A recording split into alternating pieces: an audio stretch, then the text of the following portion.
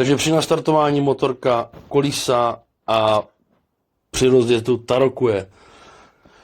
Možné příčiny byly ty, že jsou špatné cívky, nebo že je špatný tlak paliva, nebo že jsou špatné podtlaky a to všechno ve videu budu ukazovat. Ty jsou v pohodě, sice dva jsou nějak a dva jsou nějak. Dal jsem tlak paliva pro jistotu, abych měl klid.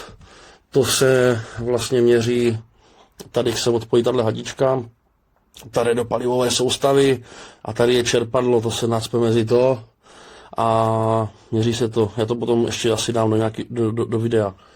A to bylo taky v normě, má to ukazovat 3,24 baru, což ukazovalo, což je úplně v pohodě.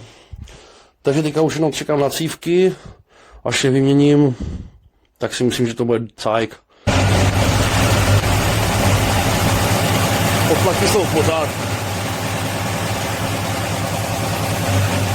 Dobrý, třetí a čtvrtý válec je o něco nižší.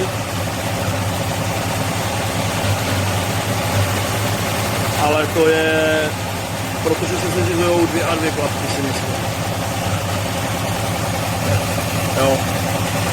Tady bude problém prostě furt někde jinde.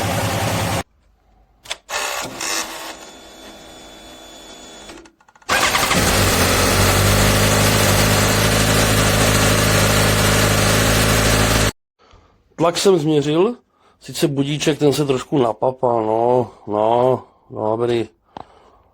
Tak. Přede.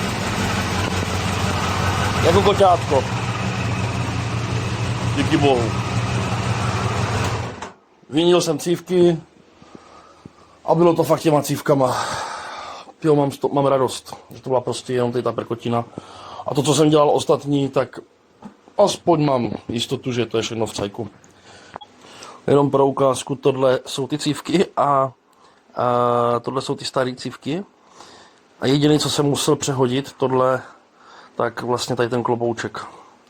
Protože ten na těch starých je takový jako měkký a ta cívka tam jako dost plandala. Tak jsem to přehodil tady z těch originálů na ty neoriginály a drží to tam dobře. Hlavně, že to jede. Jdu doskládat plasty a zítra testovací jízda do práce a o víkendu Luhačovice.